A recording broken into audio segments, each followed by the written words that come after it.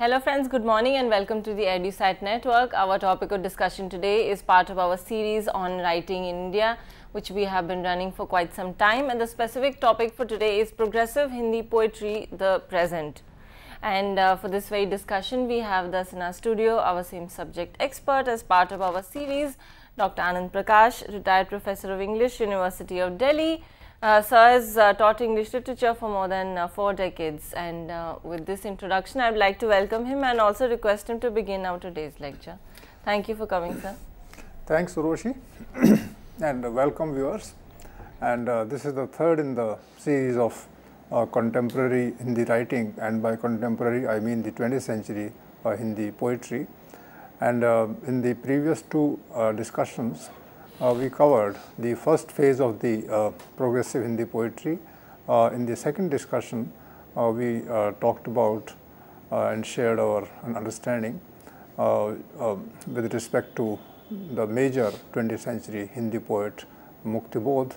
And in today's presentation, we deal with the voices in poetry that emerged in Hindi in the post-independence period, particularly from 1960 onwards, because in the previous lecture we went up to 1960.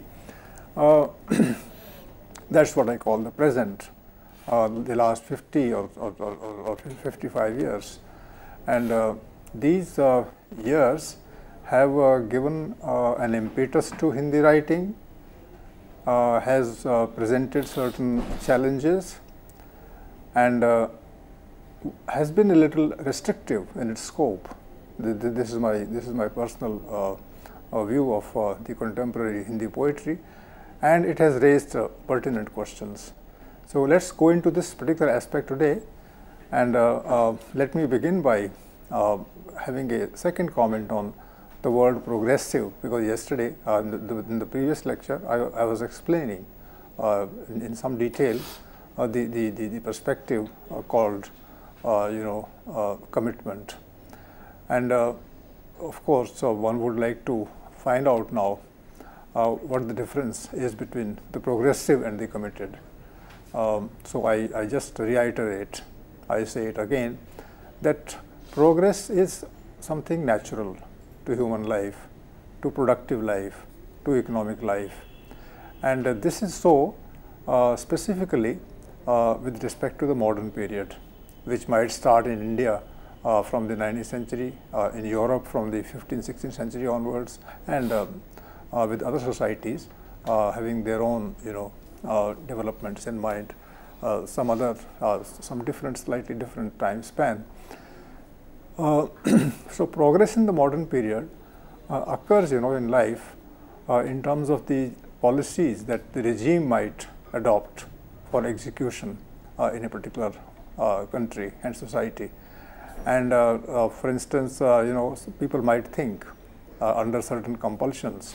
The compulsions in the latter half of the 19th century onwards have been that industrialization should be promoted, should be encouraged.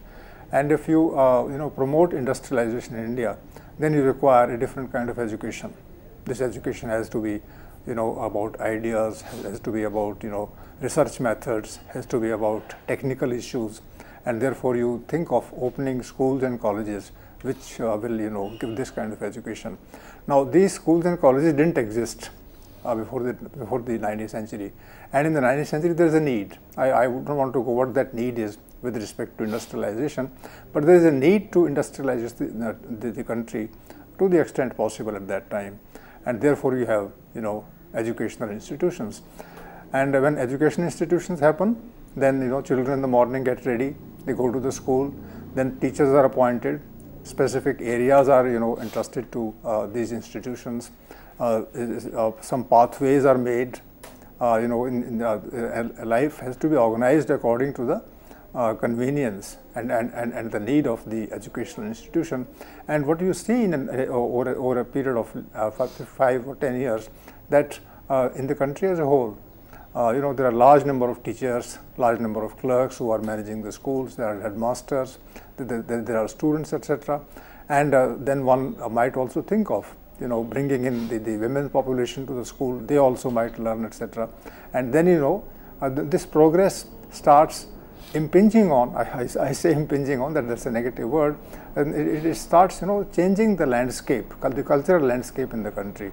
For instance, if you go to a school and if you're a boy, then you will go in a certain dress. You have to dress up specifically for the school.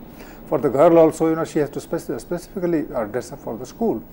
She can't, for instance, go covering her head and walking fast. It's very difficult to walk fast when you covered your head. And the children also would have to require specific kind of boots, etc. And then they will go. Now this raises issues of modernity.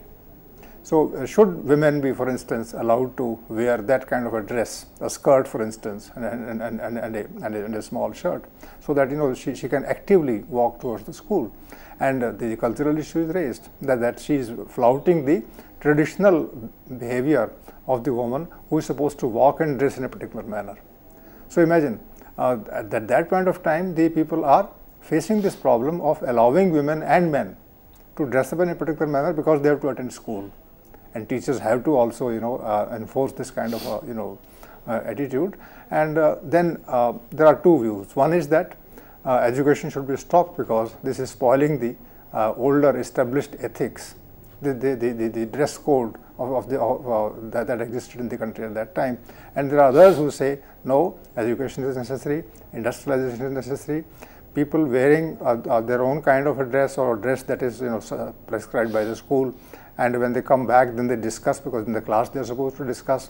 So should they discuss with elders, etc.? So all these questions are raised at the level of society, and they emanate from the activity of education in the country. So I gave this elaborate example to tell you that there is a progressive way of looking at life, and that progressive way is that these changes are occurring in a natural manner under certain needs and necessities, and therefore they should be accepted. And there is an old orthodox way that suggests that this change is wrong, this is destroying our culture, and this clash will occur. So those who support the change and those who support the changes that the new methods, the new manners, etc., that are coming into operation, those people will be called progressive. So progressive means that whenever change occurs, you accept it. And if the change occurs at the level of, for instance, language, at the level of culture, at the level of writing, then you accept it and you encourage it. That is progressivism. And this, of course, commitment I answered in a different manner in the previous lecture. But so far as progressive nature is concerned, if you recognize the presence of change, if you accept it, and if you promote it, then you are a progressive person. So it's not necessarily committed, but it's definitely progressive, which means that you would like to modernize yourself. I would like to modernize myself more and more, and I'll in fact propagate the view of modernization through my behavior, through my writing, through exchange of views, and things like that. So when I come to this topic and apply this to Hindi progressive poetry in the 1960s, then what I say in the beginning itself is that around 1960, India is not the same country as it was in 1947. Things are now establishing, that they are stabilizing, and a large number of schools and colleges are imparting liberal, humanistic, sociological, economic education, as well as technical education. These institutions have come into being, and they have created a large number of jobs for young people to take and earn their livelihood from. So this has happened in the 1960. It was not there in 1947. It happened in 1960, and 1960 is the year when the second 5-year plan is ending. The first 5-year plan started in 1952. It ended in 1957. From 1957 to 62, the second 5-year plan will end, and I'm talking about 60. So what has happened in 1960 in India is that there is a huge chunk of the middle class in the whole of India. It's there in North India, it's there in Eastern India, it's there in Southern India, it's all over there. That education has spread, jobs have come, and people are regularly earning their livelihood. Most of the jobs are permanent, and therefore the social and cultural landscape has changed, and how has it affected Hindi progressive poetry? Now, I'll come to this, but let me tell you that around 1960, when the present phase begins, there are certain very important happenings that have happened in India, they couldn't be imagined, in the 1940s and 50s.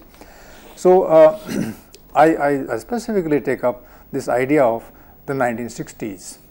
Starting from 1960, 1960, just arbitrarily I am doing it. It could be 61, it could be 62. 62 would be the year when the second 5-year plan will change, and maybe the rulers at that time through Parliament, the democratic government at that time, might think of giving a new direction to the plans, or it might extend the scope of the plans further, and the progress that has happened in the country in the meantime is increased in the process. So, the one important thing would be that the second 5-year plan will come to an end. It has been a successful plan, and the country is by and large happy. Particularly, in the cities, urban areas and suburban areas and small towns, people are quite happy. There are schools, there are colleges, there are offices, there are government jobs, institutions sometimes are empty, and there is no admission problem, the kind of problem that occurred, in 1970. That admission problem is not there.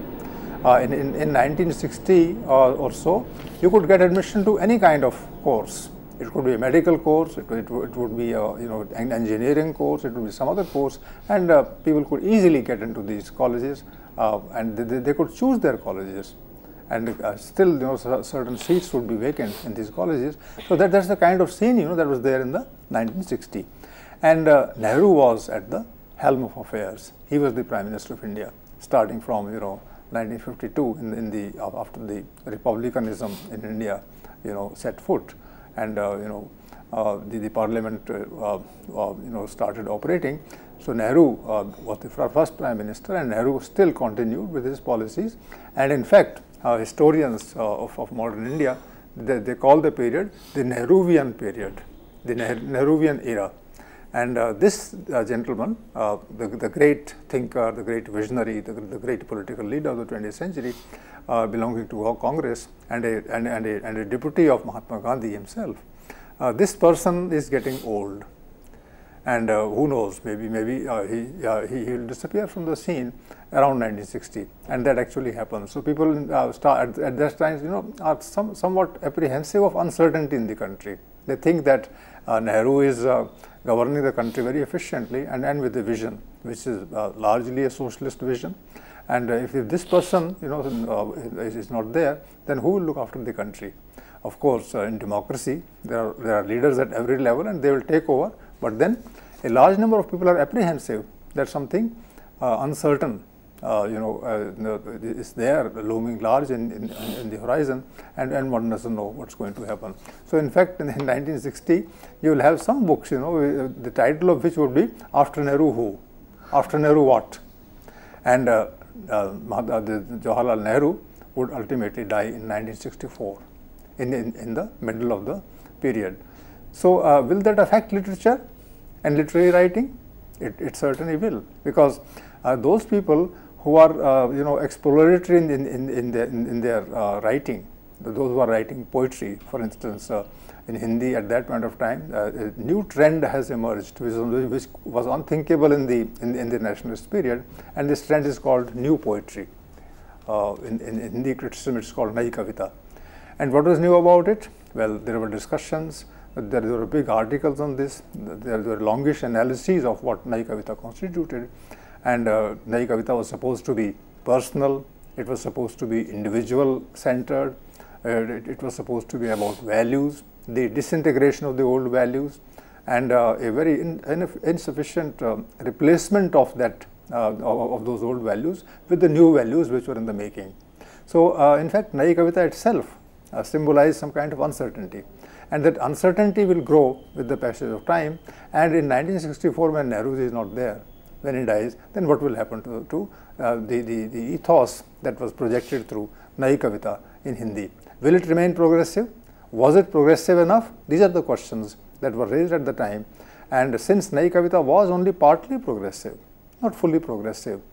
It was talking about the disintegration of the old values, but it would not suggest what the shape of the new values would be. So progressive thinking was there in Nai Kavita, somewhat inherent, but then it was an insufficient response to the requirements of the day.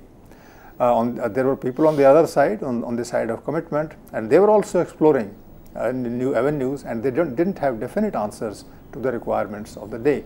So uncertainty kept increasing in Hindi poetry, and progressive Hindi poetry slightly in its efforts slowed down to cope with the new challenges that might emerge.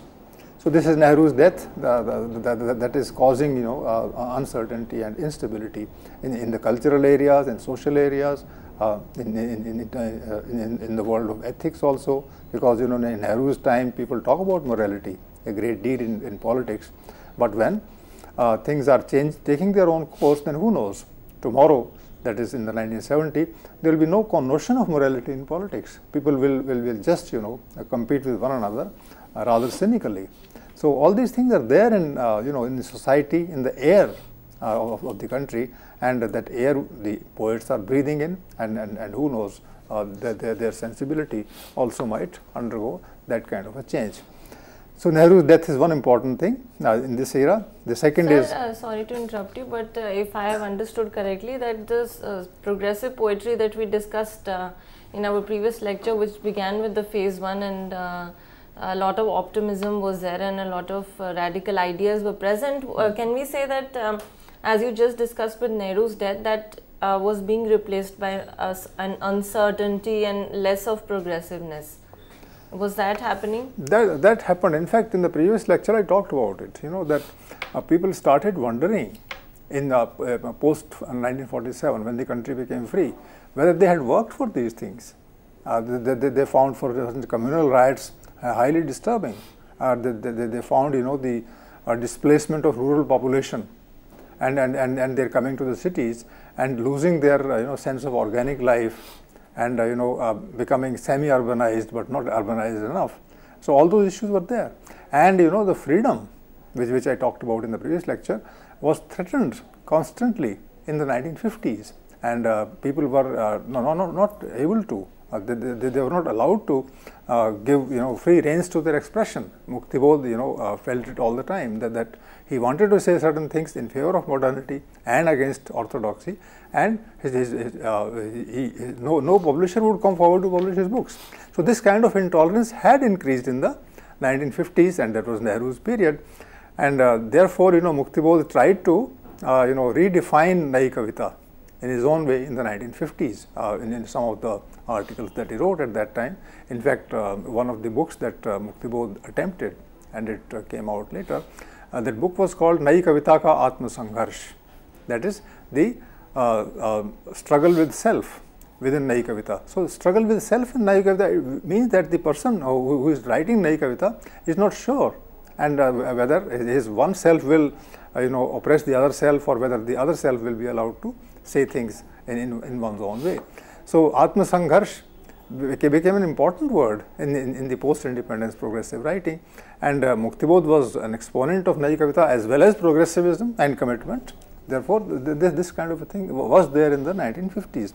When it came to the 60s, then as you have rightly noted, is that this uncertainty and this sort of disillusionment with the things that unfolded in the latter part of the century, in 1950 onwards. Now that disillusionment would be a proper theme of writing at that time, and which was not totally in favor of commitment, because the disillusionment would mean anger, but it would not mean analysis and discussion. So things are further compounded in the 1960s when for instance, the second 5-year plan would end, Nehru will die, Mukti Bodh himself dies at that time. A voice of commitment is stopped from existing in 1964 itself. A third thing that happened, that the political formation called the Communist Movement, or the Communist Party, the CPI, the Communist Party of India, this also is split in 1964. Now imagine three things are happening in this, and they are all relevant to Hindi writing of the period. That in 1964 there will be a very sharp discussion and you know clash of views within the Communist Party, which is supposed to be a party of equality, a party of, you know, assertion of dignity, workers, peasants, etc. This party is undergoing a great deal of transformation, and all is not welcome. There are certain things which are good, but there are certain other things, you know, which are very you know, destabilizing. That, you know, the Communist Party, which is supposed to be a party of the workers all over the world, and it has different faces. So this party of China, this party of India, this party of Bangladesh. Bangladesh was not didn't exist at that time. Pakistan and all those things. Now in India, there is a vertical split in this party, and the split is whether people should accept, the workers and peasants should accept the Nehruvian path as the right path, or that they should have their own revolutionary path to evolve. And that's why, you know, the two parties which came forward now as after the split. One retained the old name, Communist Party of India, CPI, and the other, you know, assumed the name of CPI-M, and M stood for Marxism. So it was Communist Party of India, Marxist. Now, what is the implication of calling yourself a Marxist if you are already a Communist Party of India? And which means that the implication was that the CPI was not Marxist enough. So this kind of a split was there at that time, and intellectuals in the country, and many important intellectuals of the country at that time, most of the important writers in the Hindi movement, they were affected by, the progressives particularly were affected by the split. They didn't know which side to go to. All the intellectuals, all the important leaders went to CPI, and they could argue very well, but they were asking their, you know, followers to support the policies of Nehru. And some of the important ones, of course, but not many, they formed a new party, and they started saying that Nehru was wrong, and we should, you know, go beyond Nehru, and we should establish an independent kind of a movement, which, you know, has an identity of its own. And the future, of course, now we know that future belonged to the CPI-M, and CPI finally became an adjunct of a small, you know, follower of the Congress Party, and I'll come to this later. But then the split occurred at this time, and that added to the confusion in the literary circles and progressive circles, and progressive poetry was further weakened, you know, in the 1960s. It weakened, in fact, so much that Nai Kavita was also discarded in the 1960s, and a new kind of poetry came into being, and that was called Akavita. Akavita means anti-poetry, and anti-poetry was so very sharp, so very violent, so very I would even use the word irrational and unthinking. And this Kavita partly was from the Indian origin, and partly it was borrowed from the West also, where all kinds of literature was being rejected in the 1960s. I will not go into that area of influence of the West in today's lecture, but then I would suggest, you know, that Hindi poetry at that point of time was in a state of great turmoil, and particularly 1967, 3 years after all these 3 or 4 things that you know happened. After that, a new party called CPI-ML, which called itself Marxist-Leninist. So they suggested that, you know, Marxism itself was not enough. One has to be also a Leninist at that time, and today they are of course Naxalites. But then there was a split in the CPI-M, and it became 2 parties. And well, this party was much more radical, or much more, you know, violence oriented, and these people and Hindi writers were affected by this. So the progressive writing was you know, being pulled in so many different directions. Very you know, radical, quite radical, non-radical, and only progressive. These 3 streams could be easily seen. And you know, there is a poet in Hindi writing in the 1960s and later, and his name is Dhumil. And this person Dhumil, you know, wrote a collection of poems. It was published under the title Sansad Se Sadak Tak, from the Parliament to the Road. That was a selection called, and in this particular collection of poems, Dhumil was writing very sharply. Now, some people thought he was a progressive. Some others thought, you know, that he was a radical, And there were certain others, who called him an extremist, a person who didn't have any, alternative to offer, a positive alternative offer, but who was out there to critique everything that he came across. But then Dhumil was an important voice in progressive poetry post Mukti Bodh. There were people like there is a very senior poet, and he was a Marxist, and he started going into the analysis of the trends in his poetry, and he started picking up specific topics to write about them. And his name is Kumarendra. This person came from Bihar, and he was a Hindi teacher in Calcutta. Before that, he was a Hindi professor in Bombay. So he had that kind of wide experience. He was very well read. When the country became free, then he would be 15 or 16 years. And as I said earlier, that 15 years was a very good age, at that point of time to be, off, so that you could very sensitively look around yourself and draw your lessons individually. So this Kumarendra was there in the 1960s and 70s. He was in his 40s then. He was turning 50 around 1970, and he was a major voice in Hindi at that time. And he had read Mukti Bodh in and out. He had taken inspiration from him. He was dealing with these issues that Mukti Bodh was talking about in his criticism and in poetry. And he had, like Mukti Bodh, he had taken to free verse. So he would write in free verse. He would talk about the social issues. He will talk about the conditions of the villages, which Mukti Bodh somehow didn't have time to give to. So he would talk about the villagers, and in the 1960s and 70s, some violent happenings were happening, were taking place in the rural areas of Bengal, Bihar, Eastern UP, and Kumarendra was picking up this reality for projection in his poetry, and was giving it a voice. Then there was a gentleman called Shalabh Shriram Singh. He started talking about the revolutionary change, etc. And he said that unless people get together and they march forward and they march against the forces of oppression, forces of conservatism, things will not change. So he started writing very strong, politically oriented songs in Hindi. Then there was a senior person called Rajiv Saxena, who very strangely accepted the logic of Nai Kavita, and who tried to progressivize it, make it progressive, and who became very active in the 1960s and 70s. And very interestingly, he started a movement of his own in Hindi progressive poetry, and that was called Vichar Kavita. Vichar Kavita is a very, very strange, a very odd kind of title for a poetic trend, but he wanted to emphasize the requirement and need of ideas and thoughts in literature and in poetry in particular. And he was a Marxist himself. So you have Rajiv Saxena, you have Vijendra as an important voice, in the 1960s and 70s, and till today he is still writing. And he, of course, took along with himself the masses, as he calls them.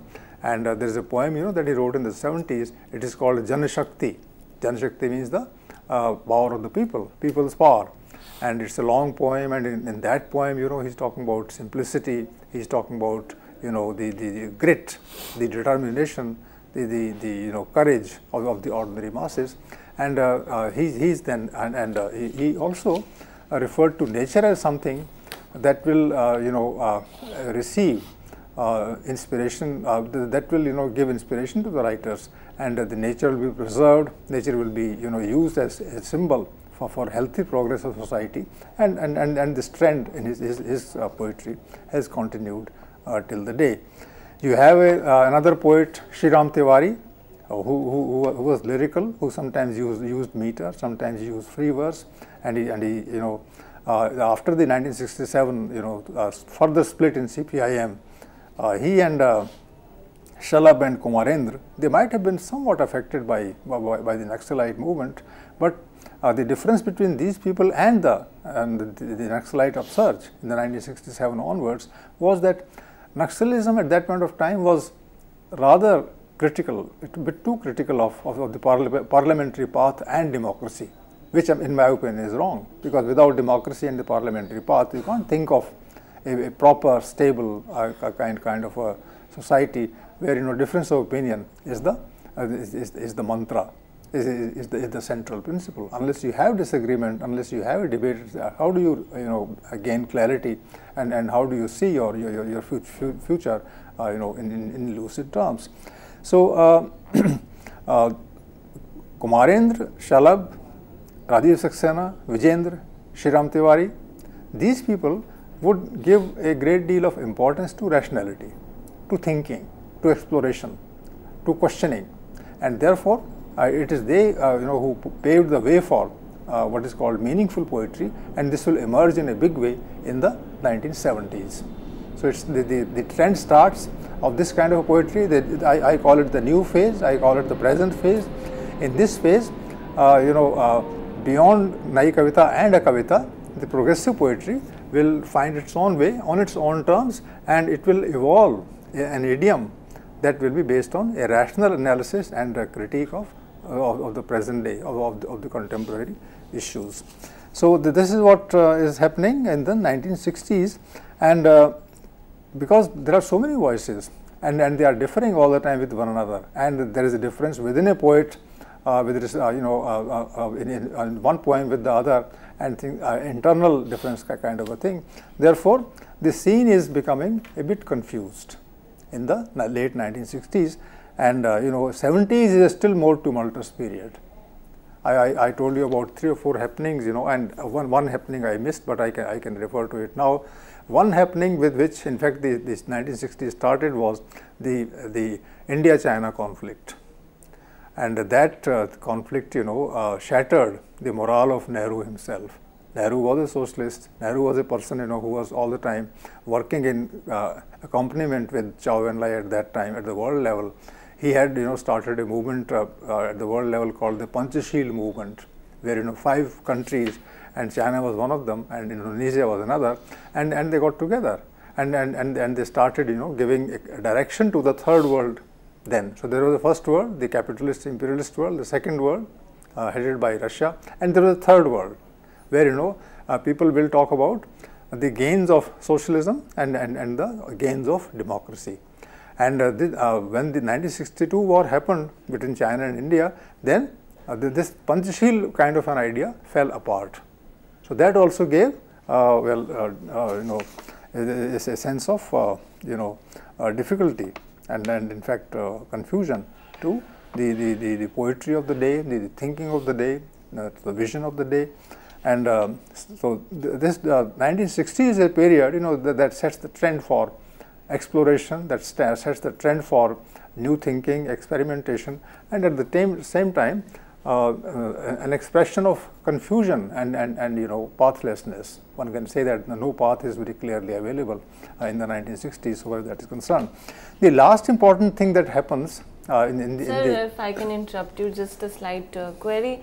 We talked about how the scene, political as well as the literary, was a bit confused in the 1960s, which also affected definitely the poetry and other circumstances. But as you talked about the 1970s, which is the present phase that we're talking about, Kumarendra and Shalabh, and they gave importance to rationality and thinking. So wouldn't that sort of resolve a lot of dilemmas or remove the kind of confusion that was there? But again, so you mentioned that the period of 1970s was a more tumultuous kind of a period. No, so I'm a bit confused about whether the confusion was resolved in any way within the poetry, or it continued because of the political circumstances. Good question. This is exactly that I'm saying. That, you know, the resolution has not yet happened. So that poetry, you know, which will answer the cultural requirements of the day is yet to arrive. But, you know, good thing about this poetry is, as you also observed, that people are struggling to evolve their own approach to life and you know, culture through their poetry. So that is important. So I'm discussing here the effort made by these different writers to understand culture, to understand the ideological challenges, to understand the aesthetic poetic challenges of the day. And these are the people who are doing it in the they start doing it slightly vaguely in the 1960s, but they will become as major voices soon after. And you know, they are all the time evolving by struggling with the developments that happen in the 1960s, and the last development which shakes everybody, including the business class, is that Indira Gandhi, who is becoming a very strong person in 1969 onwards, and in 1969 particularly, in order to put to some kind of she defeated all her opponents in the 1969 just because she nationalized the banks. Till 1969, just RBI and SBI, these were the two banks which had the government control. The other banks were all private banks, and which means that the big chunk of money was in the hands of private entrepreneurs and owners. But then she, in one stroke, she nationalized all the banks. So all these banks, that you have the Punjab National Bank and all those banks, they were initially United Commercial Bank. They were all at that point of time in private hands, and she anyway brought in a kind of socialism. That's what people were saying, wrongly of course, because these poets will say that it's not a socialist measure, and what measure it was they may not be able to tell. But then thinkers at that time said that now even the government will be working for the benefit of the traders and businessmen. So anyway, that's a different story. But then there is a political leader in the country who is using the socialist jargon and who is nationalizing the banks and putting banks in the hands of the government, and now the system will totally change. So this happens in 1969, and imagine this seems to be a positive thing for most of the radicals at that time, progressive writers also. They are very happy. Everybody was happy. In fact, all the progressives were very happy in India in 1969. But in 1970, 1971, what happens is that elections happen in West Bengal, and people are not allowed to vote. And all the votes are go to the Congress party under Indira Gandhi, of course. So there is a kind of dictatorship happening in certain parts of India where voting pattern is disturbed. It was called rigging, and there's a very sad chapter in India's history. But this took place just within 2 years of the nationalization of banks. So these things happen. So these writers who were in their 40s and 50s, they were becoming more and more antagonistic to the political developments, and their voice was stifled. I talked about in the previous lecture. Nagarjun, for instance, would come on the road and discuss. And as 1970s appear, then the country seems to be in a state of doldrums. So this is the point that is leading to in India at that point of time. And as come 1970, for instance, people do not have any democratic right in West Bengal. And most of the progressives in West Bengal, they are supposed to leave the state and shift to other places. In fact, I don't have to go into this, but then a large number of very intelligent students from West Bengal universities, they shifted to Delhi. They shifted to other universities, and the kind of exodus that happened. I was a witness to that. I was a teacher myself in Delhi University in 1970s, so I know how this mass exodus happened, and things were heading towards some kind of a crisis in the 1970s, and this crisis was coming sooner than we expected. I was witness to this also, that in 1970-71 I started a magazine in Hindi. It was a progressive magazine, and then 1972-73 a movement occurs in India called the JP movement, Jayaprakash Narayan movement, and Jayaprakash Narayan gives a call to people not to obey the dictates of the government. And soon, within a couple of years of the movement, in 1975, emergency is declared. And when emergency is declared, then people are all kinds of rights are snatched from the hands of the people. There will be no elections. There will be no rule of law, etc. In fact, at one point of time, even the right to life was denied, even legally under the emergency regime.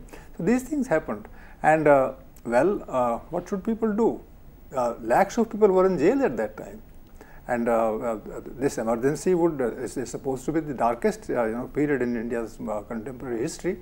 And I saw that in Delhi many colleges didn't have many teachers, because most of them, the activist ones, would have gone to jail. And this kind of a thing was very threatening in the 1970s, and this gave a new kind of impetus to progressive writing in the 1970s. So you will have, for instance, I really saw this happening, that almost every writer would discuss politics, would discuss ideology, would discuss personal relations, would discuss, the devastation of fields in the villages, a crisis that is taking place in industrial production. They will talk about it. So the issues changed. Earlier the issues were expression. Mukti Bodh himself talked about self-expression. But in the 1970s, the issue was not expression alone. It was, the kind of crisis and how that crisis could be tackled. So I'll for instance give you a whole list of issues that the Hindi progressive poetry in the 1970s will grapple with. Expression was one, and what kind of language would you use? Would it be a language of the masses? Would it be a language of ideas? Would it use compound, formations, linguistic formations, or would it be simple?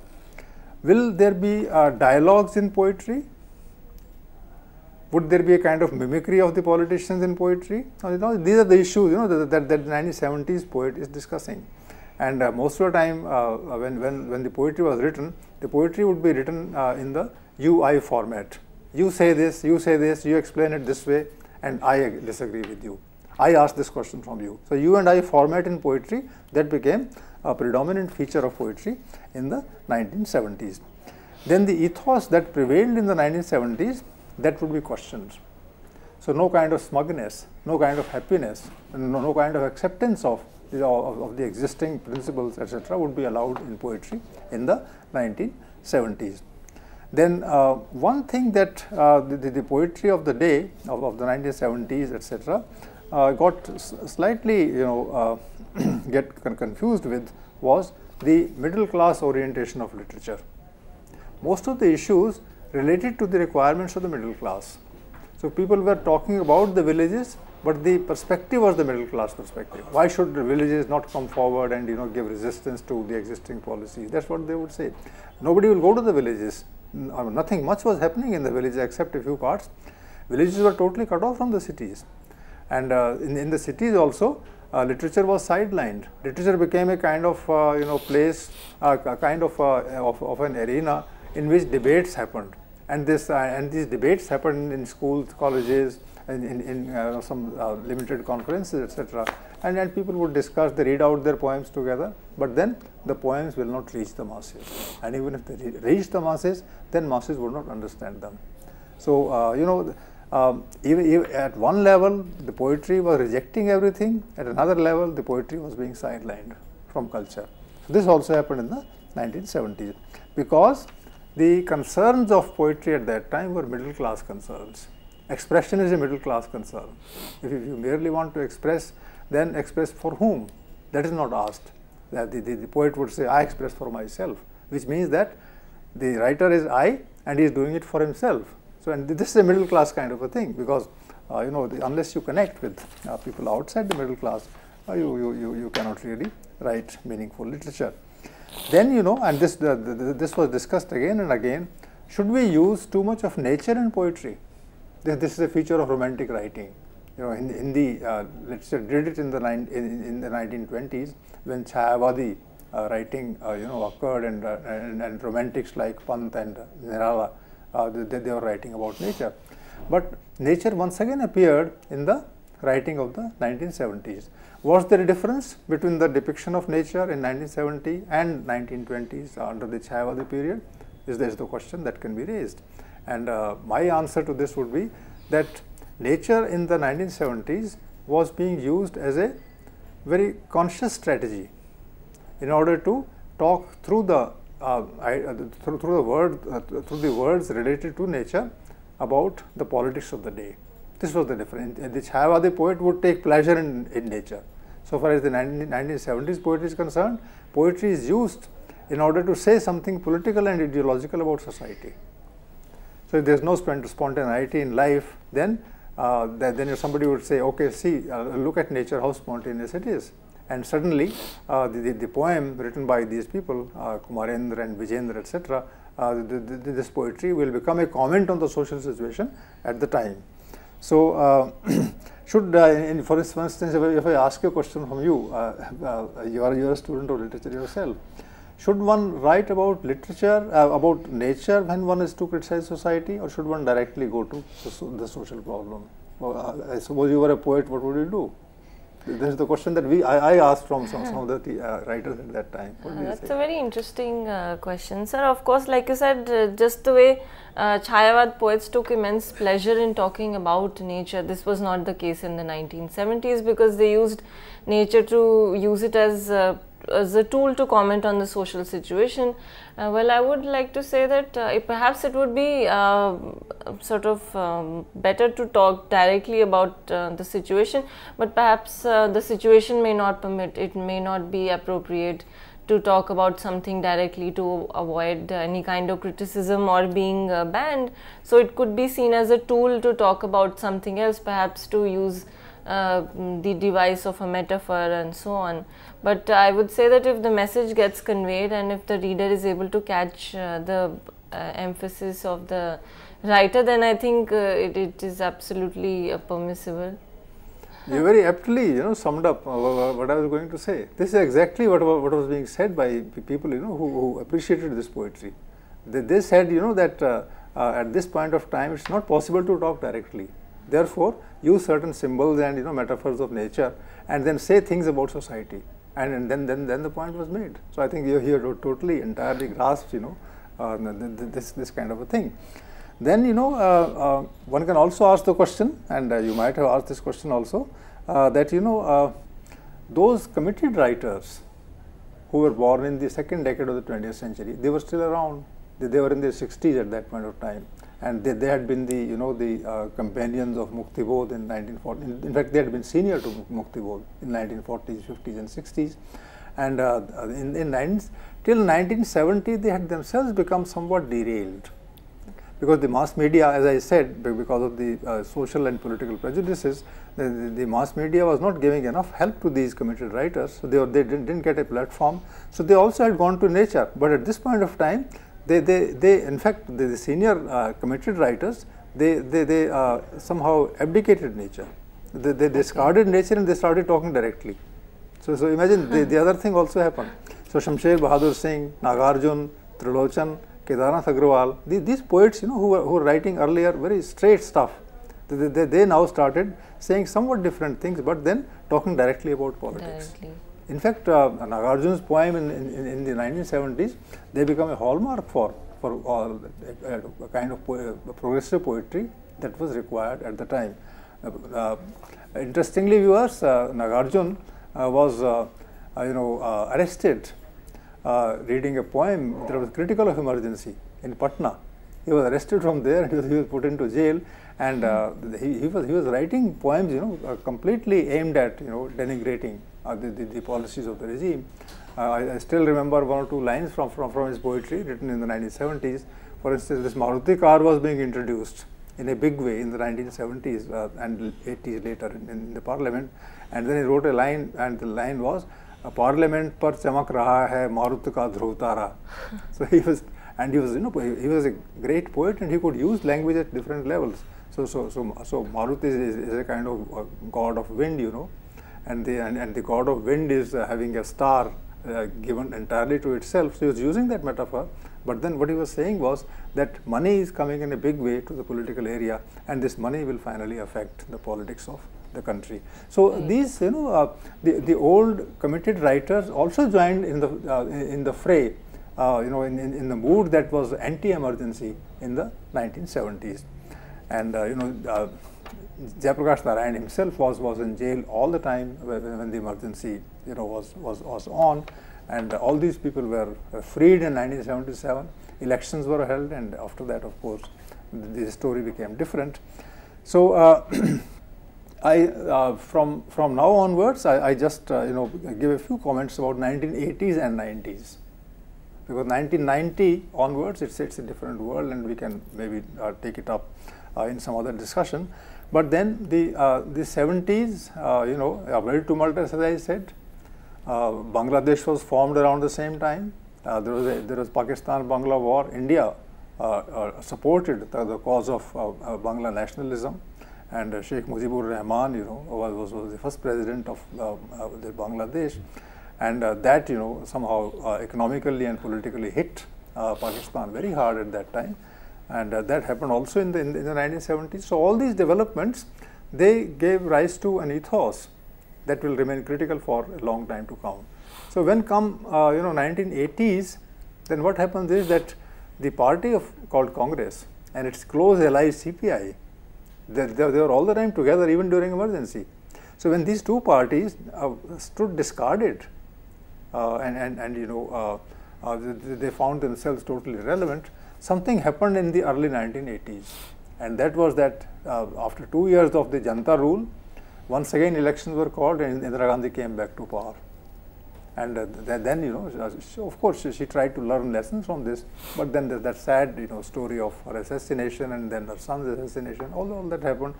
And where did Hindi progressive poetry go in the 1980s is the question. What happened to it? Now this is a phase that I once again call very problematic, because these voices, I have named 5 or 6 writers. I can repeat the names, like people like new poets called Kumarendra and Shalabh, Dhumil, Rajiv Saxena, Vijendra, Shriram Tiwari, Kumar Vikal. These writers who emerged in the 1970s, these people gradually go into the background in 1980s, even though they were the voices of protest. The reason is, and this is very interesting, that a kind of academicism started happening in the 1980s. Those who were critical of the regime, they joined departments, they joined academies in the country. They started governing the policies of giving literary awards to the writers. And academies became active in all states of India. Sahitya Academy at the center, and Hindi Academy at the state level, and there will be UP Academy, there will be Bihar Academy, there will be Madhya Pradesh Academy, Rajasthan Academy, and all these academies now were in the hands of that Congress which had learned its lessons well in 1970s. So they all propagated the views that were supposed to be progressive. But then this progressivism in the 1980s became a kind of a cover for pursuing what is called individualism. So it became a kind of a fashion to write progressive poetry in the 1980s.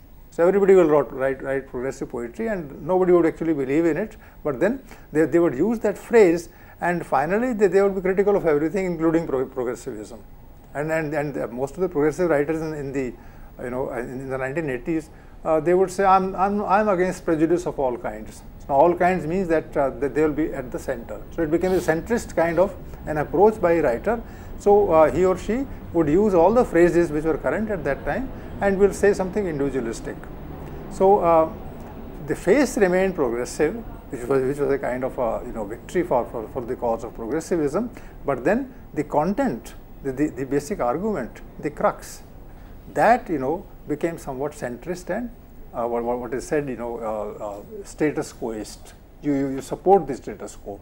You don't generally don't rub the reigning agencies hard. So in fact you criticize the agencies and they give you awards for this. This kind of a ridiculous situation. You write against the government and the government says this is very good and this is very realistic and it's nice that you are protesting against us, so take this award.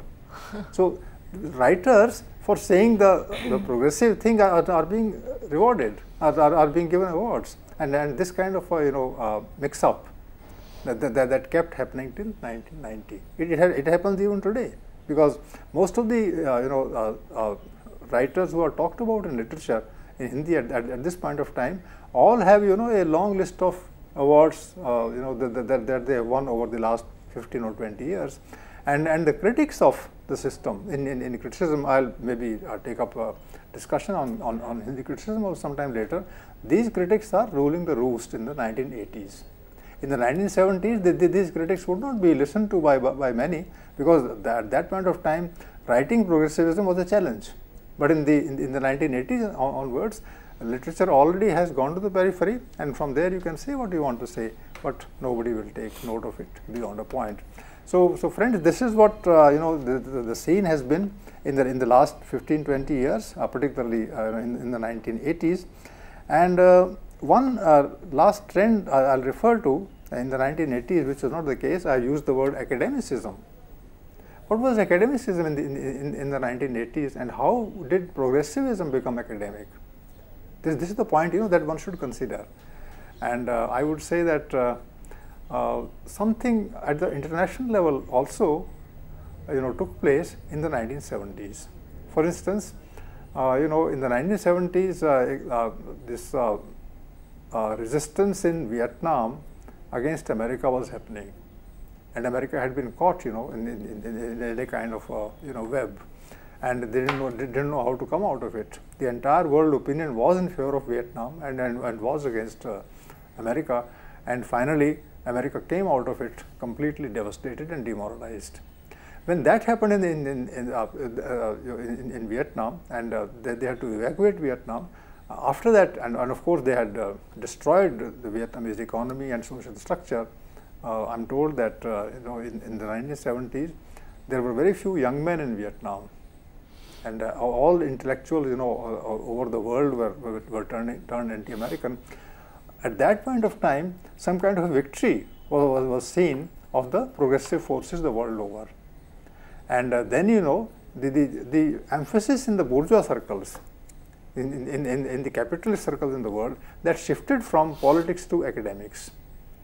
So what happened was that all theories became important in the 1980s. So I have studied some theory. I have given some discussions on theory also here in an earlier series, and you can say that now in 1980s up to 1995 is the era of theories of literature.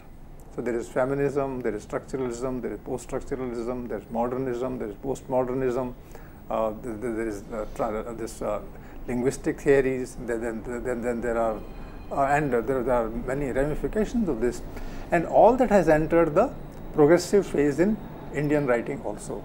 So that has made the scene extremely problematic in the 1980s, and people refer to this theory and that theory, and then they can get away with a kind of explanation that is understood only by the experts and theorists in the 1980s and later. So I finish here, and I finish with the perception that you gave, that questions are still being asked, still being raised, but answers are yet to come out of it. And I think the scene is unfolding in a very significant manner, and let's see what happens in the coming years. Right. Thank you so much, sir. And friends, just to let you know, today was Progressive Hindi Poetry, the present, and we've already covered another phase, the previous one in one of our lectures, so you could watch that. And with this, we take your leave. Thank you and have a great day.